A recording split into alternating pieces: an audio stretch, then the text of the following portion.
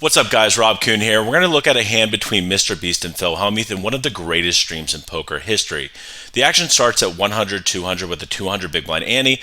Under the gun, Phil limps to 200. It's Chicago, Joey. Joey Ingram. How are you, my man? Tuck, what's happening? It's great to be here. Shout out to everybody out there watching a crazy game right now, Slime, man. who decides you know what's to happening? go A for blatant the steal with disregard ace 9 off. for the American dollar right now. Made a coupon code called where? Yeah, I mean, Phil Hellmuth, I'm not sure why he's so short stack right now. I feel like he should be covering a lot of these players right here. I'm surprised he doesn't have 600,000 in front of him right now. Real surprised by that, Tuck. 100 bars of chocolate. Are you, though? You've seen Phil. I mean, listen, if there's ever a time to top up to 600,000, this might be the spot for you. So I'm just surprised my guy Phil Hellmuth, right? I'm just surprised that he wouldn't have that. Mr. Beast goes for the cold call in the cutoff, and it folds around to the big blind, who is XQZ, and he decides to 3-bet to 5,000. Of course, this is a little bit of a small 3-bet, but he's just taking the ace blocker and trying to steal the pot.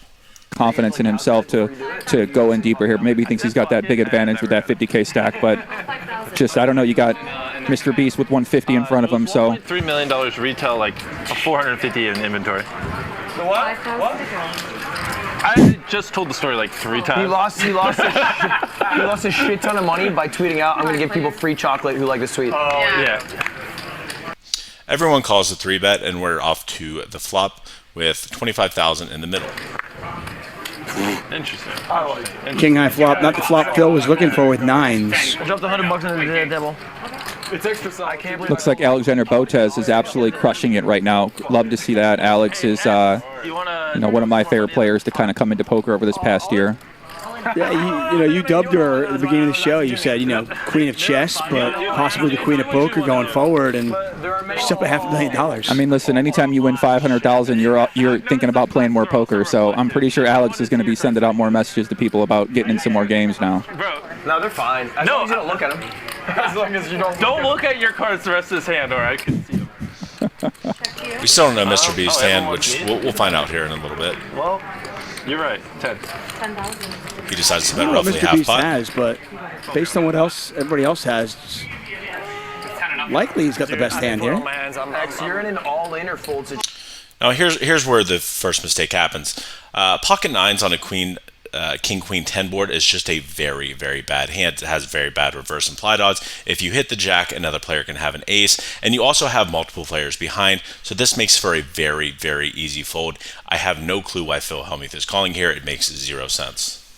Phil's going to call anyway with nines. Not a believer. Can everyone fold? No. It's me and Mr. Phil over there. Phil's dying with this. Interesting.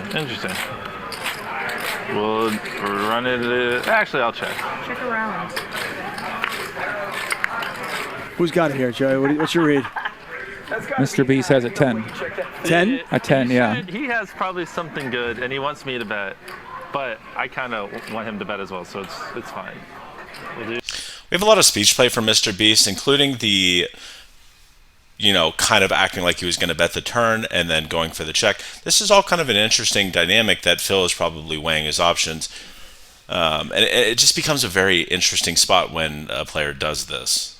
Dude, That's your call, and you bet. 25,000. Did he make 2 pair? 10-3? Mr. Beast bets slightly over half pot on the river to 25,000, and Phil snap calls. I have queens. You probably have a king. You got a queen? You got me. Yeah. Queen of Hearts, 5. As we can see by Mr. Beast's reaction, he didn't think a queen would be good after a snap call. As generally, when you would think someone would snap call, they would probably take a little bit of time with a hand like such as pocket nines, which really shouldn't be in Phil's range because he should have just folded the flop with all the players behind. This play is just very interesting by Phil. Mr. Beast is actually turning his hand into a bluff here, I think, recognizing that after it goes check on turn, queen probably doesn't have that much showdown and goes for the bet. Phil promptly snap calls, and then that's why Mr. Beast comments, "You probably have me." Another great value bet, by the way. He got paid off with ace high. Now we can see that Phil is starting to lean back in his chair, and, well, let's just see what happens. And then fast forward 12 minutes. What in the fucking hell is going on? Yeah. It's like impossible that I could ever be losing in this game. The man just bet a queen five. For a living? I called 5,000 under the fucking gun. I got to have nines or above, and he bet a queen five for value on the river.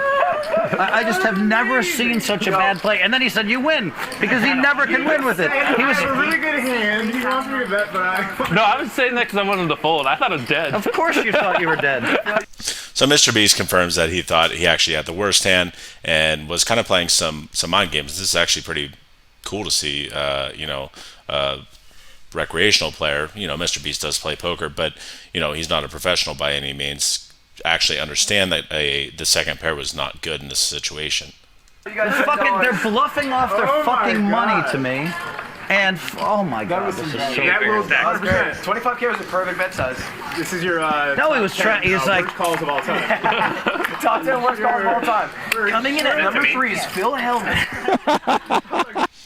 Now let's go ahead and talk about Phil's demeanor and how he acted after.